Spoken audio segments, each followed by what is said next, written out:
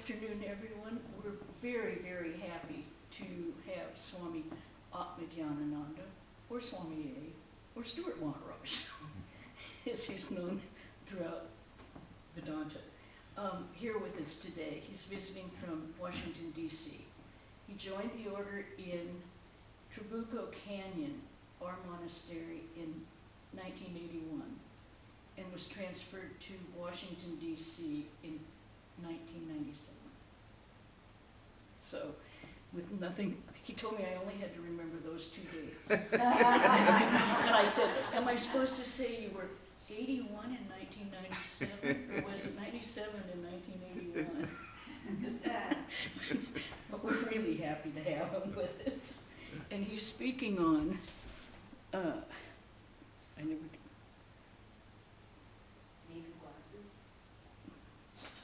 it would help, but I'm not going to. Pure mind, pure heart, and pure joy, which I think all of us want. Okay.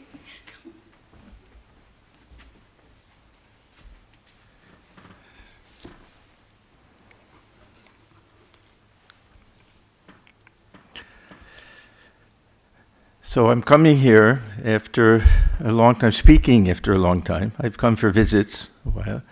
I've been away from Southern California for 27 years now, but my roots are from here, joining in Trabuco Canyon, and I don't know how many old-timers are here, but I used to come up practically once a month for many, many years until I left for Washington, D.C. And of course, it's like heaven to come to this pure mind, because we hear these terms all of the time. Pure heart, of course, is considered to be one of the most important attainments in spiritual life, the prerequisite for almost everything. The most famous statement that we have is, "Blessed are the pure in heart, for they shall see God." So we understand the importance of what's called purity of heart. Now, Sri Ramakrishna also emphasizes this idea of pure mind. And we get a little bit of a formula that he talks about, that pure mind somehow is equivalent to a pure intellect, which is equivalent to the pure self, the Atman. Or he'll say that in spiritual life, we have to merge the mind into the intellect, and the intellect into the self. So we have these different distinctions between mind and intellect, manas and buddhi, but also between mind and heart. And generally, this distinction between mind and heart, we think of in terms of the head and the heart. That for some reason, we connect thought with the head portion, and the heart we think of as the seat of emotions. Now, it's an important distinction, and it's a false distinction, because everything takes place in the mind. We have this division that we make between the mind and the heart for various different reasons. But if we think about it, every emotion, every thought, imagination, dream, desire, everything, it all takes place within the mind. If we think of the mind just as that which will present to consciousness any experience that we have. Now, this is going to be a little bit off subject, but to me it's interesting.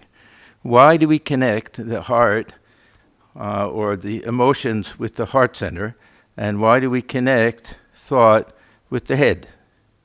Now, if we think about it, it seems to be a very simple thing, that the brain is in the head. But if we also think about it, the brain, it's like the insides of a computer. Sometimes the computer will have everything inside the monitor screen all together. Sometimes it'll be separate. You could take the brain out and put it anywhere you want, and still we would think that we think in the head, if you think about it. Now, why is that? Because the organ of speech, the organ of hearing, the eyes, everything is in the head. And this gives us that sensation, because when we think in words. And we're used to speaking and everything. If we close our eyes and feel silently that we're thinking a thought, it'll almost be imagining ourselves to be speaking it. So if this is true, then we could place the brain anywhere, we would still feel that we're thinking in the head.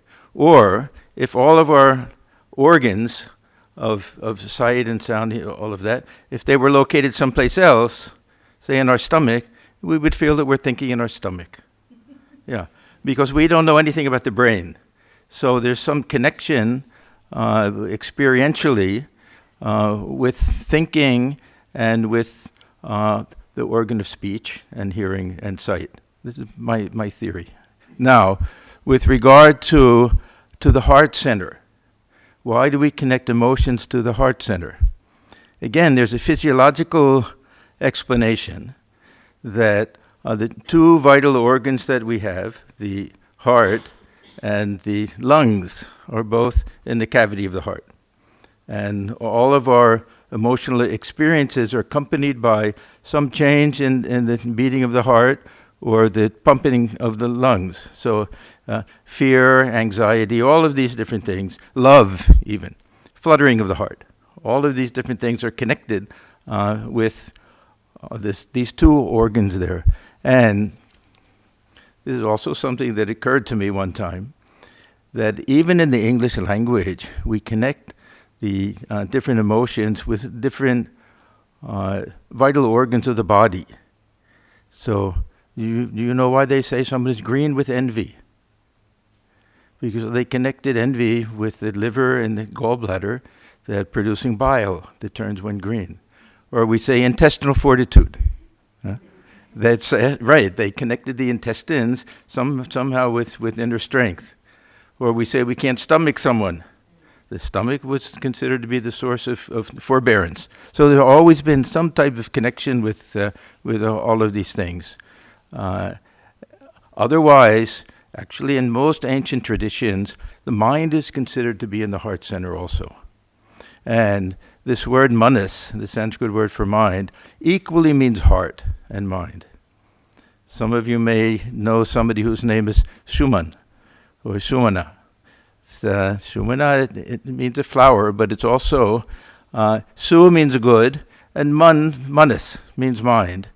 So I always thought that Sumana would be someone who has a good mind. But then somebody told me, my brother's name is Shuman. It means good-hearted. It means kind. Yeah. So there was really no basic distinction between head and heart. That everything was considered to be within the heart center. But because of the physiological element with the senses and everything, we make that kind of distinction. And we can confuse cause and effect. I'll tell you a very interesting thing, at least I hope it's interesting, that this connection between the beating of the heart and anxiety, that if somebody has extreme anxiety, it can affect to the heart to the point where they have palpitations, where they have irregular heartbeat or rapid heartbeat. Now, some years ago, I was told that I had to take a little bit of thyroid medication. So I started taking this thyroid medication. And I had some kind of reaction. I couldn't pinpoint it. I had some feeling of anxiety. And I thought to myself, why do I have a feeling of anxiety? I'm not anxious about anything. I tried to think, is there something bothering me? Am I worried about something? And I couldn't think of anything. And then I realized that it was the medication was affecting the heartbeat. And because of this rapid heartbeat, it gave this feeling of anxiety, because anxiety can cause rapid heartbeat. So the cause and effect, they work together, or one, or they can be switched. What can be the effect can also be the cause. So anyhow, this is all to say that ultimately, this we talk about pure mind and pure heart. We're talking about the same basic aspect of the human psyche. But as I said before, there's also a very important distinction between our emotional life and our cognitive life. Yeah. Now, this is not to be a kind of behaviorist and try to reduce feeling of love to the beating of the heart. The feeling of love has a much deeper meaning and everything. But there is this kind of connection that we have between the way the body reacts to all of these things giving us this distinction between head and heart. So we can understand all of this in terms of a yogic concept. In the school of yoga, they break this inner organ down. This, they say antakarana, this inner organ down, into different elements. One will be manas, one will be buddhi, mind and intellect.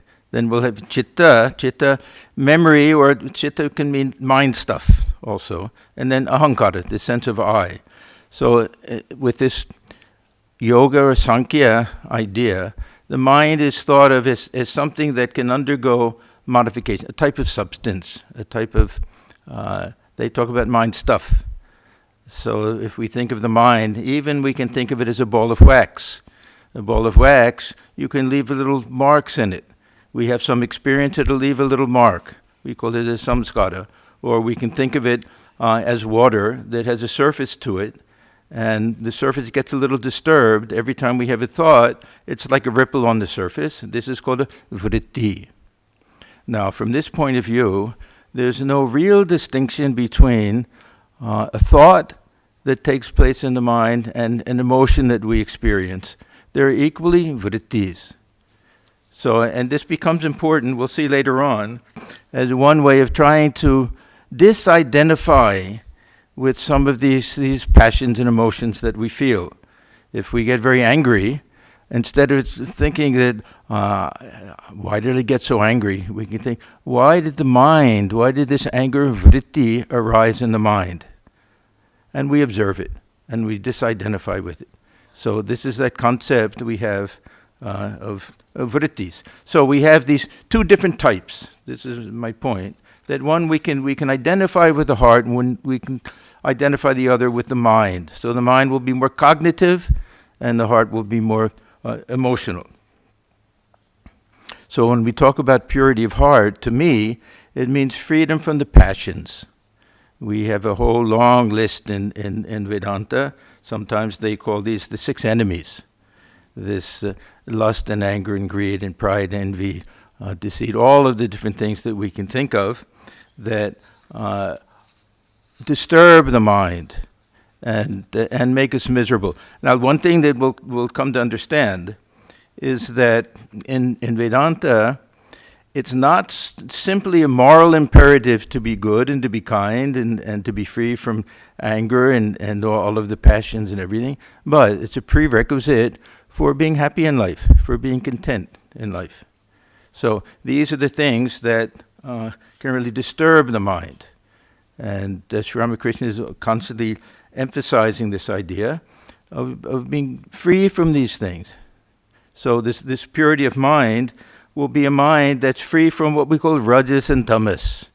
There's some more terminology. This simply means the lower tendencies of the mind. Tamas is considered to be anything that has to do with indolence and laziness and depression and not wanting to do anything. Swami Vivekananda, he felt that this was the worst possible thing, that he used to say that after so many centuries of foreign domination in India, that the whole country was covered with tamas.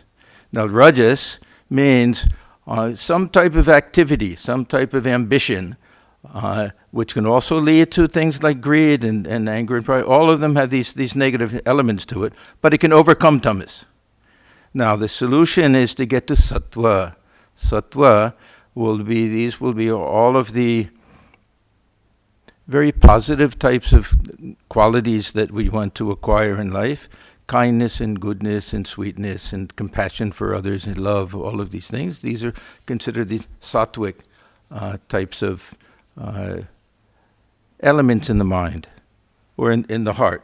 So what we're trying to do is really get rid of these lower types of passions and replace them with something a little bit higher. And we'll see this very intimate connection between heart and mind, because the heart that's impure, or the heart that's in the grip of all of these passions, can never become still and quiet. And when we talk about purity of mind, we'll be talking about the mind that will be free from all of these vrittis, or will be very one-pointed and very clear, a very lucid type of mind. In Gita, this is called the grace of the mind, manaprasada. This is clarity of mind equals grace of mind. And for Sri Ramakrishna, this grace of the mind was the most necessary type of thing. So, in order to control the mind, if we think that we can control the mind through just power, willpower, self-control, it's impossible. This is one thing that we have to understand. There's a very nice section, conversation in the Gita between Arjuna and Sri Krishna, that Sri Krishna is telling Arjuna that he has to learn to concentrate the mind. So, Arjuna asks the question that we all ask, that how is it possible? He says, I find it easier to control the wind than to control the mind. Now, Sri Krishna, he could have said, first of all, he agrees. He says, yes, I understand that this mind is very hard to control, that the mind is very restless. It's always going here and there and everything. He says, but it can be done.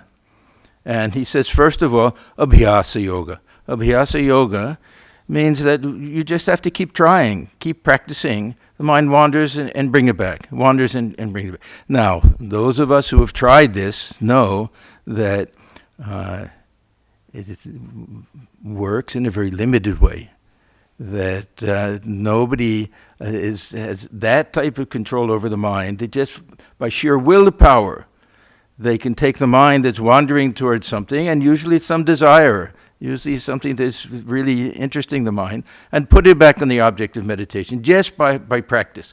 So, Sri Krishna says, there's a second thing necessary, vairagya. This vairagya, sometimes it means very strong renunciation, or it can mean dispassion. So it can mean that this mind that we're trying to control has to first become free from all of these passions. That means purity of heart has to precede purity of mind. And Sri Ramakrishna will add another thing, that if we think that we can just develop dispassion for the world, just again by sheer willpower, say, no, I won't let anything in the world attract my mind, he says we'll fail. That we have to have something pulling it from the other direction. We have to have tremendous love for our spiritual ideal, whether it's love for truth, whether it's love for God, whatever it is, it has to be able to pull us in the other direction. So he emphasizes these three things, that we have to be willing to do our spiritual practice, that we have to learn to purify the heart, and then we have to feed the mind with very positive things that will pull it in the other direction. See, if we think of the world as a magnet, and we think of God as a magnet, this world is a very small magnet, God is a huge magnet. Our problem is we're too close to the other magnet, so that exerts a pull on us that's stronger than this huge magnet. So we have to just walk a little closer and get within that magnetic field, so that the huge magnet will start to pull us and attract us there. Then meditation becomes a little bit easier. This is really the key to meditation, is that we have to have tremendous love for the object of meditation. Otherwise, the mind is not strong enough. Even in ordinary life, we know that the mind will easily go to things that attract us. If there's something that even a mother with a child, that as soon as she closes her eyes, a newborn child, she'll think of the child. It's simple, the easy type of thing. So one of the things we try to do in spiritual life is to develop love for the spiritual ideal. So again, these three things. We do our spiritual practice, we try to reduce our attachment to the world, and we do that by increasing our attachment to, if we like this idea of personal God, to God. If we like this idea of the self, or this longing for truth, then we increase that type of attachment that we have.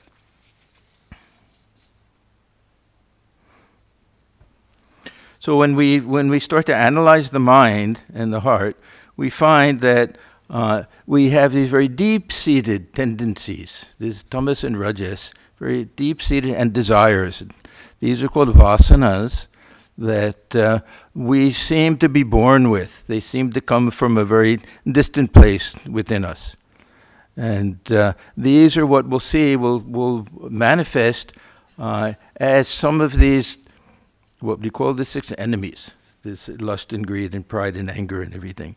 And this tamas and rajas, it's like a pole that's being dragged around the bottom of the lake and getting all of the silt from the bottom to disturb everything so that it becomes muddy and we don't see anything like that. So we have to learn to somehow free the mind from this pull of these vasanas, these deep-seated desires, and free it somehow from all of these passions. So we find that it's these desires that pull the mind back down. As Sri Ramakrishna gives another nice example. He says in the village, sometimes these village boys, they'll catch a mongoose and just play with it and tease it. And they'll have a little area where there's kind of a brick enclosure. And there'll be maybe a little niche in the wall, or else it'll be the same height that the mongoose can climb up to it, but they tie a brick to the tail. So he says that even if they can climb up very quickly to get to the top and escape, the weight of the brick will pull it down. So he says, what is this weight of the brick? This is desires. These worldly desires that will prevent the mind from being able to go higher and to remain in some higher type of plane. Now, when we look at these 6 enemies, Sadvripu, we find the first one, kama. Kama means desire in general and lust in particular. Now, this is a delicate question. We usually don't like to speak about it too much. Very generally, let me say that this leading a life free from lust is for the monks and the nuns. That the householders are supposed to lead a life of moderation and fidelity. And this married stage of life is meant for kama and artha. This is a very interesting thing, that the very things that Sri Ramakrishna warns us against, this lust and greed, are the things that we're allowed to do in this married life, if guided by dharma. That means guided by dharma, and then enjoy life a little bit, see through it. Sri Ramakrishna uses this term bhoganta. We have to come to the end of our enjoyment. And we do that sometimes by fulfilling desires, legitimate desires, sometimes by giving them up. We have to deal with desires in all different ways. But this one passion of kama, lust, is this something that is inherent in every living being. We can think of it from the point of view of Darwin even. There won't be propagation of the species unless there's a little bit of lust in everyone. So this is something we have to recognize may be a lifelong struggle for people. There's an interesting Bengali saying, different versions of it, but it says, Pure deho ore chai, tobe sadhur gun gai. When can we praise the virtues of a holy person, that this holy person perfectly free from lust and desire and passions and all of that? When is it safe to do that? When the body is burned and the ashes are going up in the sky. And then we can sing the praises of a holy person. So I'm saying this partly so that we all understand that no, there should be no feeling of guilt if we understand that we also belong to the animal kingdom, and for preservation of the species, we need a little bit of fear and anger and protection and propagation of the species. Even a little bit of this kama is necessary. But if we want to be free from all of this and let the mind be perfectly still, then ultimately we have to try to overcome these things. So this is for our own benefit. As I say, it's not a puritanical point of view that if we're talking about propagation of the species, this is a holy type of thing. This is how children come into the world. So it's not that we're Puritan, everything is evil and negative, but for the mind to be still and calm and quiet, we have to somehow learn to go beyond these different passions. So we have different things. This kama lust is always thought of as the worst because everything springs from it. I think there are other things much worse. I think if we're in the grip of anger and hatred these are really destructive types of things, poisonous types of things. There's a discussion in one of the old Upanishads, Aranya Upanishad, where Prajapati is giving instruction. He has three sets of sons. One are the gods, the other are human beings, and the other the demons. And he's giving similar instruction. He's using a term, da, he says, like the thunder goes, da, da, da. And each one takes it to mean a different thing. And the gods take this to mean that one should be free from the passions. We have to learn to control. Kama is their problem. And the human beings, the problem is greed. So lobha. They have to learn to be free from that. And for the demons, it'll be this krodha, anger. So the most demonic is considered to be anger. And then after that, this desire to possess things. And then after that, lust. So we have all of these things. Lust we also know is lust for name and fame. We can have lust for wealth. It means just an intense type of desire. And it makes life miserable. People who are so obsessed with possessing wealth and the name and fame and enjoyment and everything, they're never happy people. This is a very important point. Selfish people are never happy people. I've never seen a selfish person who was really happy. And people with a lot of money and wealth are always worried about losing it, or somebody has more, or what will happen.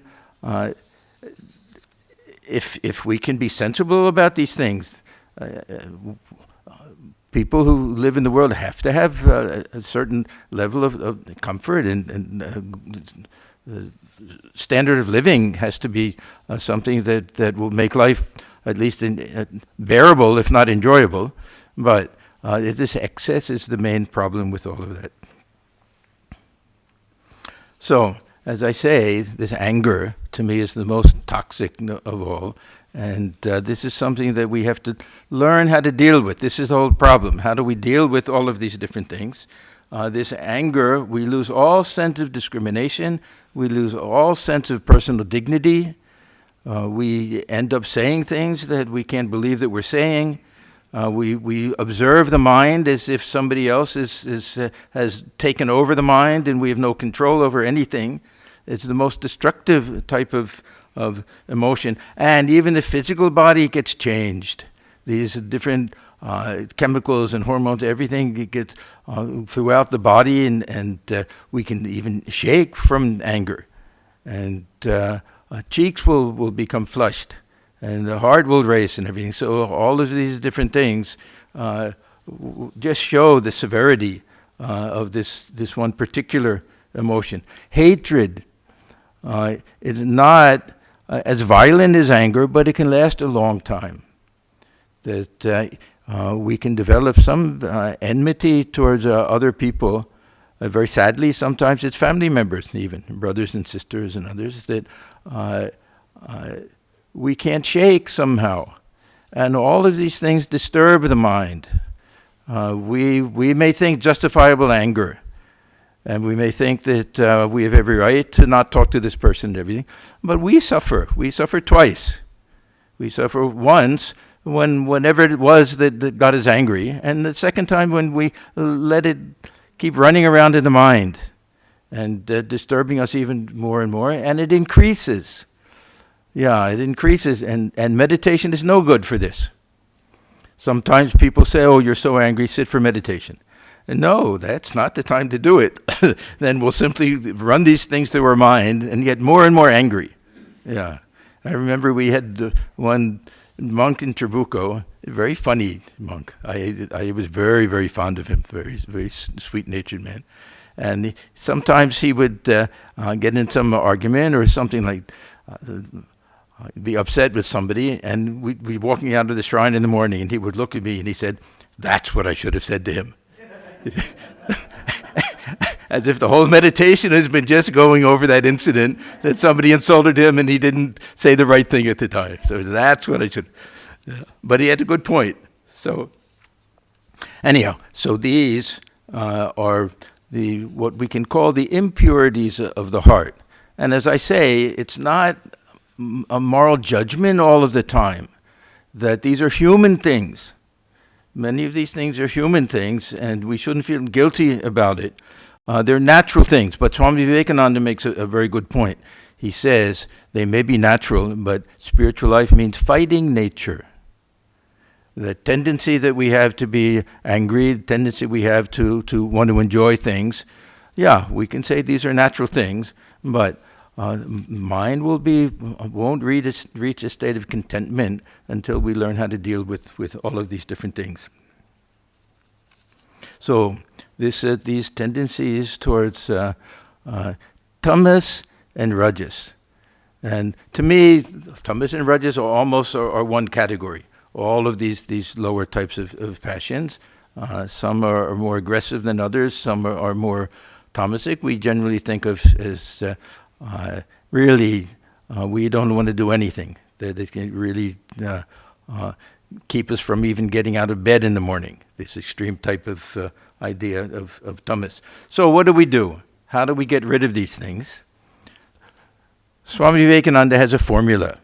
He says that those who are caught in this tamas have to increase rajas.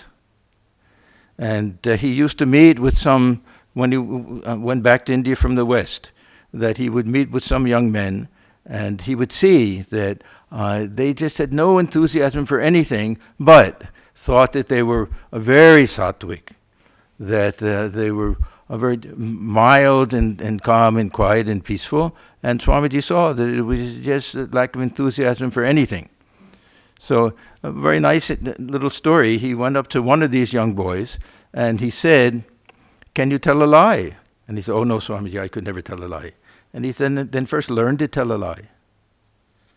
Because the point was that he didn't even have enough interest in the world or anything to tell a lie that will better himself in some way. Not that he wanted him to tell a lie. That's not the point of it all. But that at least get rid of this tamas somehow. Yeah, take a stand on something. Even if you're not doing the best possible thing, do something. So this rajas will overcome tamas. But then what do we do with this rajas? Because we see very rajasic people that they just want more and more and more of everything, of enjoyment, of wealth, of recognition, fame. What do we do with that? We have to bring in this sattva. We have to increase these tendencies of goodness and kindness and gentleness and compassion. So all of these things. Now, what are the sattvic qualities that are most helpful for all of this? And now everybody can have their own list of these things, but I picked out 3 things that I find are particularly important teachings in the lives of Sri Ramakrishna and Holy Mother and Swamiji. So the first one will be one of the most important teachings of Sri Ramakrishna about guilelessness and simplicity and childlikeness. He emphasized this so much that those who are guileless people have the best chance of realizing God. To have this childlike simplicity and faith, a very small child, it doesn't bother about what other people think. They just go about no strong attachments to things. They'll grab hold of one thing 1 minute and give it up the next minute. So he praised this so much. Many of these young boys that came to him were still in schoolboys. And he saw it so simple and so guileless that he felt that the heart was very pure that way. Because the opposite is to be cunning and have this ego sense and always be worried about what people think about us. So he emphasized this simplicity, innocence, this guilelessness. Then, second thing is love for all beings. Because one of the problems is that we don't relate to other people. We think of people not simply as others, but as enemies even. That we don't have this fellow feeling. And this goes to the heart of what do we think of ourselves? Why do we feel different from other people? Because we're identified with external things.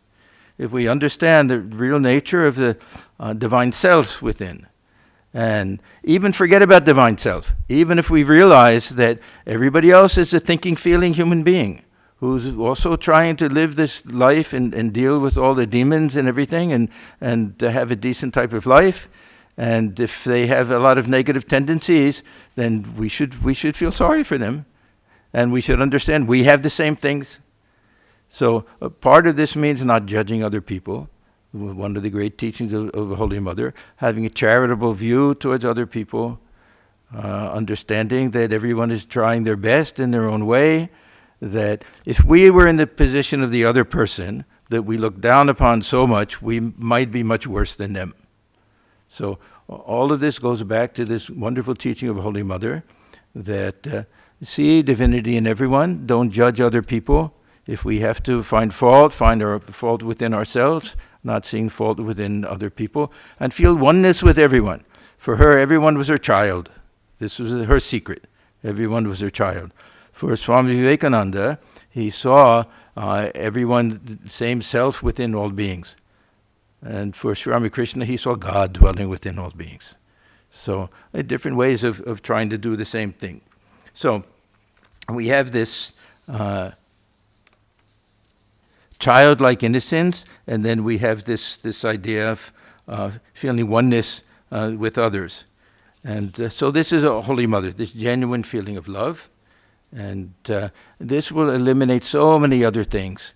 It'll eliminate fear and anxiety. If we can only feel this oneness with other people and feel that we all belong to the same family, that these distinctions are all false distinctions. Because we make distinctions based on so many superficial things, external things. And really, we're all part of the same family. There's a worldwide family. We're all children of that same God that we're worshiping and claim to love so much. And yet we look upon other people as just subhuman almost. Yeah. I sometimes think, the same word that we use for beings that live in Mars and outer space, we use for people who come from a different country, alien. It's just to think of the language of it. Yeah, we're equating them with people who aren't even human. They're Martians or something. Yeah. So for Holy Mother, everyone was her child. A very beautiful type of thing. And of course, it means that you worry about everybody. But it means that you love everybody. And all these things eliminate the selfishness. Because this will be the third thing for Swami Vivekananda. This will be the most important thing for him, that we want to get rid of this ego. We want to feel that it's privileged to live a life of sacrifice for others. And to really understand this binding power of the ego. So he raises this idea of selflessness so high that he identifies it with God. He says the difference between God and the devil is in nothing except in unselfishness and selfishness. And then he says unselfishness is God. One may live on a throne in a golden palace and be perfectly unselfish, and then he is God. Another may live in a hut and wear rags and have nothing in the world, yet if he is selfish, he is intensely merged in the world.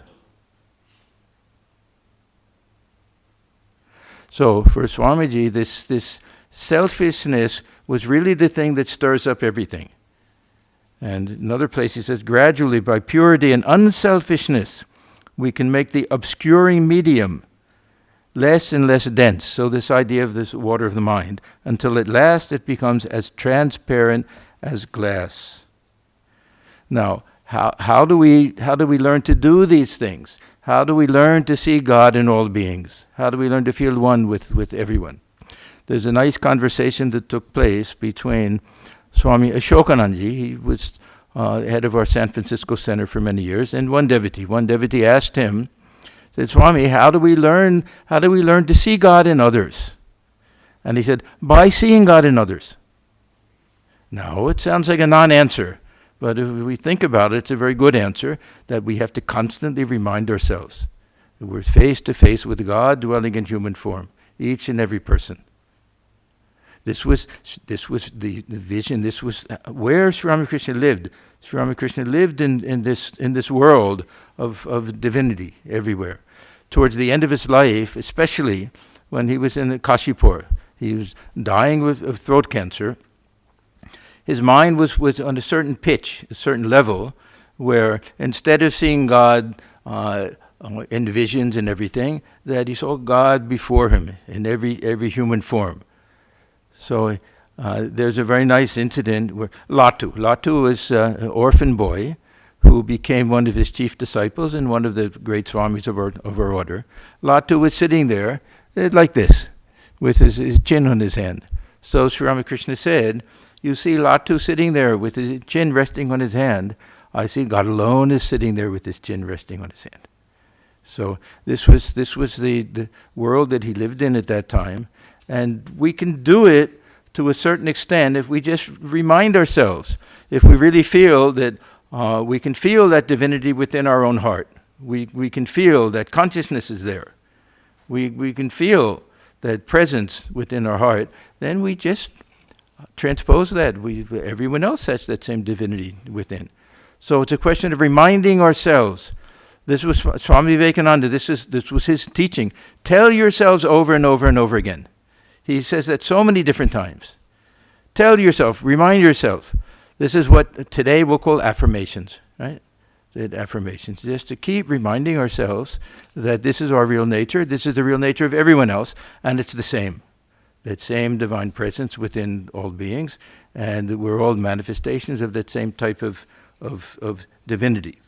So all of this leads to this idea of the pure heart. This pure heart is a loving heart, is a kind heart, is a heart that's free from selfishness. And this is the pure heart that allows the mind to be still and quiet. So this purity of mind, now we can understand as that state where the water is not being stirred up. There's no silt or muddiness or anything to the water that allows the surface to be calm. So this purity of mind, in a sense, means no mind. It means a mind free from vrittis. That type of mind that can be perfectly one-pointed.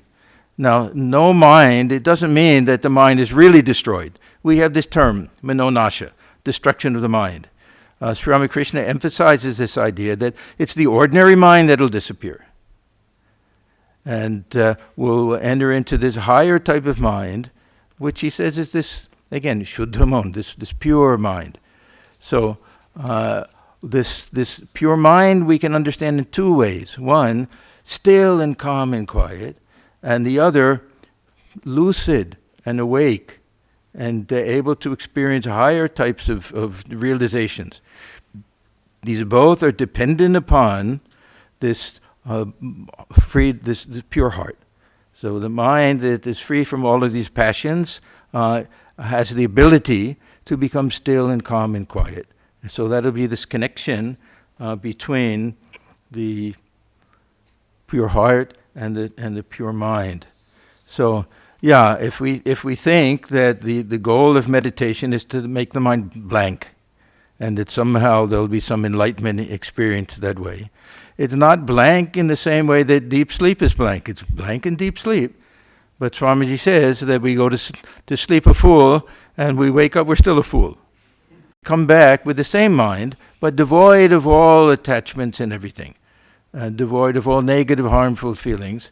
Some transformation takes place. And it can't bind anymore. He gives another example. If we have a string that it's lying on the floor and it has its little ins and outs and waves and things, and if we put a match to it and we burn it, then it'll leave a trail of ash that'll be exactly the same shape that the string was. But you can't tie anything with it, and if you blow on it, it disappears. So then we have a semblance of the ego. It's not the ego that can bind. It's a perfectly sattvic type of ego. Sometimes we make this mistake that we think that we have to go beyond the three gunas. We hear this all of the time. We have to transcend tamas and rajas and sattva. We have to develop sattva. Then we can think of going beyond. We can't do it with the mind that's filled with tamas and rajas. So we have to really work on developing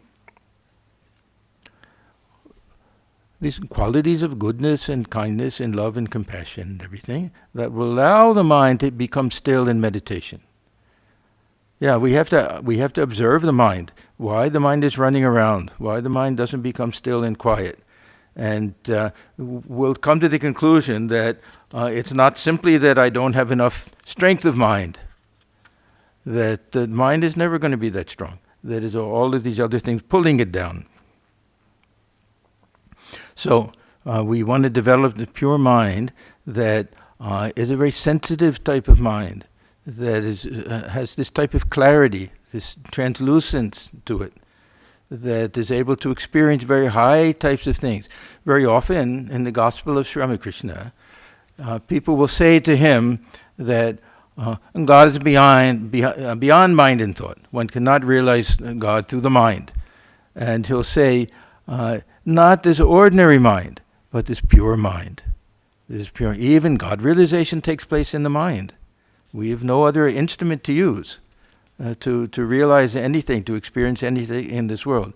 But this ordinary mind is not functioning at that time.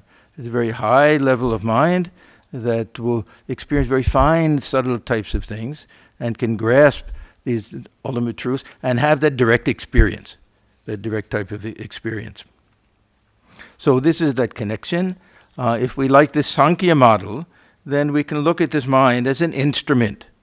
The mind is an instrument. It has to be purified to get that nice reflection. So the sun is reflected in the water. Water has to be clear, and there has to be no ripples on the surface. The other example, and I think Sri Ramakrishna, this fits in better with Sri Ramakrishna's idea of pure mind, pure intellect, and pure self, is we look at the mind as just the surface of this ocean of consciousness, like a wave in this ocean of consciousness. If the ocean is disturbed, then it breaks into waves. If it's not disturbed, then that wave disappears into this ocean of consciousness because it's one with it anyhow. So this is a way of saying, really, that this pure mind is nothing but the pure self. Now, some people may say, well, which one is it? Is the mind an instrument, or is the mind simply the surface of this ocean of consciousness? Satchidananda. These are two different models. It's not that one is right and the other is wrong. They're both very, very helpful ways of understanding something that really defies our description. What the nature of the self is, that's what it is. How we describe it, that'll be limited, and there'll be flaws. That Sri Ramakrishna says there's no philosophical system or position that doesn't have weak points and strong points. This is why Sri Ramakrishna, he didn't look upon any philosophical theory or system as truth itself, but as a path to truth. And this is also why he could equally teach the doctrines of non-dualism and qualified non-dualism and dualism. Many people get very confused. What did he really preach? Did he really preach this idea that Brahman alone is real, Brahman alone exists? He said it many times. Everything else is just passing show. He said it many times. But he talked about the bell fruit. The bell fruit, that the inside is a Brahman, but there are seeds inside. This will be the individual souls. And there's a heart outside, that'll be the world. 3 different things. Now, what did he believe? That everything is Brahman alone? Or that Brahman is surrounded by this external shell, and inside has all the living beings? This completely misses the point. He liked both ideas. Yeah. He used to, when he said, Jotoma Toto Pat, it didn't simply mean every religion is a path to God. It means all these different positions are different paths. And really, he taught mostly a dualistic concept that have a relationship with God. Feel yourself to be a child of God, a servant of God. Even this is a path, and they'll all lead to that final experience, whether we say oneness or union, however we understand it, to that experience that takes place in this pure mind. In this pure mind, and the path that we choose is the one that appeals to us and the one that we're fit for.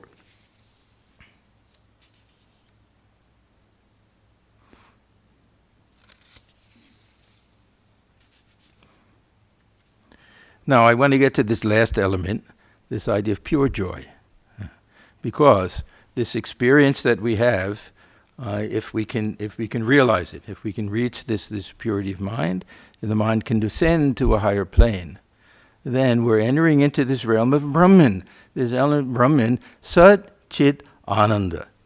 That this aspect of joy and bliss that we find in this experience, of this ultimate experience, is something that we can't even imagine.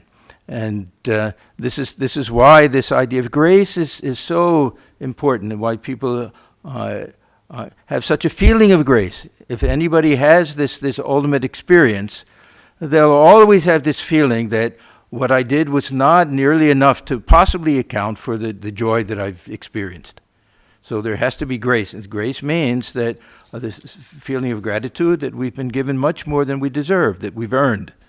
That because the joy is so tremendous. Sri Ramakrishna had a hard time keeping his mind down because the pull was so great. And the pull is not any philosophical anything. The pull is joy.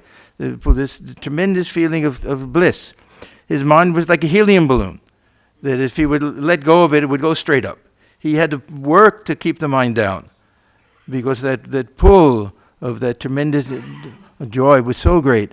Then when the mind comes down, he said, what greater joy than to see everything as a manifestation of the divine, to feel that we're face to face with God in human form at every moment. That this is that ultimate experience of joy and bliss, and one enters into a state called the Atmarama state. This is a very beautiful term. We have the Atma Krida, different terms that we have, sporting in the self, just playing with the self, that enjoyment, that experience that it has where we commune with this self that is just beyond our ability to comprehend. One of my favorite scenes from the Gospel of Sri Ramakrishna is M goes to see Sri Ramakrishna. And Sri Ramakrishna said, he went back to him and he asked him, "Sir, will there be any more songs tonight?" So Sri Ramakrishna said, "No, nothing else tonight." And he says, "But I'll be going to a devotee's home," Balaram Bose. "I'll be going to his home tonight, and there'll be some singing there. Why not come?" This was M's first visit. He didn't know any of these people. So he said, "Yes, sir." And then he's walking back, and then he thought to himself, "I don't know this gentleman, that for a stranger to show up, maybe it's better that I don't go." So he went back to tell Sri Ramakrishna. And then he paints a beautiful picture. He says, just in the early hours of the dawn, just as the sun is going down, he sees Sri Ramakrishna pacing back and forth. He says, like the lion walks in the forest. Just this idea of perfectly free. The lion has no enemy, no one to worry about, nothing. And so much joy that it can't stand still just to watch him pacing back and forth. And he says, yes, this is that Atmarama state, the state where one finds that joy and bliss within oneself. So this is one way that we can understand from a very practical point of view that this purity of mind, purity of heart will lead to type of joy that transcends every other type of joy. And it can fulfill us in a far deeper sense. There's a verse from the Gita which I like very, very much. It says that those who are able to withstand the force of all of the passions, lust and greed and pride, all of the different passions, these are to be considered yogis, we can say, that they're people of self-control, that they're people of even union with something higher. Then it says, sukhi naraha, they're happy people. They're happy people. So this is something that really, if somebody has no interest in religion, they don't believe in God, anything like that, but they have this understanding that we become slaves to our passions. And that if we can be free from them, and then the mind becomes clear, and then we don't fear anybody, we feel oneness with everybody, we'll live a life of joy and contentment. And for Holy Mother, it's a wonderful statement that she made. She said, there's no greater treasure in this world than contentment. No greater treasure, no greater virtue than forbearance, and no greater treasure than contentment. So this is kind of that formula that we have, that first we have to cleanse the heart of all these negative ideas. We may say that lust and greed, but anyhow, there's anger and hatred and enmity, all of these. Purify that heart, then the mind can become a little bit still and quiet. That mind can ascend to a higher plane, and we can experience that joy which we carry within us at all moments. So this is this ultimate goal of life, and it'll free us from all of these different passions and desires and all the other elements that make our lives miserable. Mostly this ego sense that will feel it to be a great privilege to be able to serve others, see God in other people, and not worry about our own personal happiness. Then automatically we'll have that. So I think I will close just by reading a quotation. Yes, this is from the Gospel of Swami Krishna. One should weep for God when the impurities of the mind are thus washed away. Yeah, very often he was asked, how do we purify the heart? He said, the tears of the eyes will purify the heart, wash away the dirt of the heart. So when the impurities of the mind are thus washed away, one realizes God. The mind is like a needle covered with mud. The needle cannot be united with the magnet unless it is free from mud. Tears wash away the mud, which is nothing but lust, anger, greed, and other evil tendencies, and the inclination to worldly enjoyment as well. As soon as the mud is washed away, the magnet attracts the needle. That is to say, one realizes God. Only the pure in heart see God. Okay, so I thank all of you for patiently sitting and listening to all of this. And what is the next program? Oh, well, we want to thank you for this wonderful. Uh, uh. And then we'll have our RG service starting now, and then come down 6:30. We'll come down to the convent club to share a potluck supper with everyone, and you'll get to talk to Swami. Okay. Okay. Swami Atmajnanananda has to give the talk tonight in Hollywood. Okay. Swami Atmajnananda is going to give the talk here. Sorry. Om Shanti Shanti Shanti. Peace, peace, peace be unto all.